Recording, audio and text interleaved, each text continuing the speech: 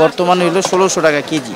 আগে থেকে দাম একটু কমছে। 500-600 গ্রাম যেটা ওটার কেজি হলো আপনার 1000 টাকা। 500 গ্রামের যেটা এটা 1000 টাকা কেজি। মৌসুম তো এখনো পুরোপুরি হয় নাই। পুরোপুরি মাছ যদি হয় তাহলে আরেকটু দাম কমবে। 2-1 দিনের তুলনা করলে আজকে একটু কম আছে, তবে ইলিশের দামটা একটু কমছে।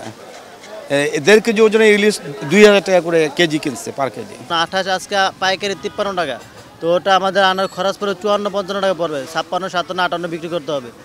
আবার আপনার নাদির শালটা বাড়া দিচ্ছে। যে নাদিরটা আমরা 80 টাকা কিনছি ওটা 72 টাকা আরতে বর্তমান। তো ওটা আমাদের এই জায়গায় 75-76 উপরে চলে যাবে। তো মিনিকেটও সেম। মিনিকেট আপনার ছিল আগে 65-64। 250-টিরও বেশি ডিজাইন অপশন নিয়ে ওয়ালটন স্মার্ট ফ্রিজ, বোঝে আপনার প্রয়োজন। ওগুলো এখন 68-69 টাকা আরতে বাজার বাড়ে সব। হ্যাঁ, 3-4 টাকা করে আরো বেড়ে গেছে। মানে এই আপনার কারফিউর পরে আরও 3-4 টাকা বাজার বেশি। কেন বেশি তা আমরা জানি না, হয়তো আরো বলতে পারবে। পেঁয়াজ 110 টাকা কেজি, আদা 300 টাকা, 260 টাকা, রসুন 200 টাকা, আলু 60 টাকা।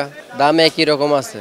মাঝখান দিয়ে 2-1 দিন আর কি একটু যে সমস্যার জন্য আর কি 2-1 দিন বেশি ছিল, এখন একরকমই আছে। অন্য শুক্রবারে এই টাইমে একটু কাস্টমার আসে, এখন ওরকম কাস্টমার আসে না।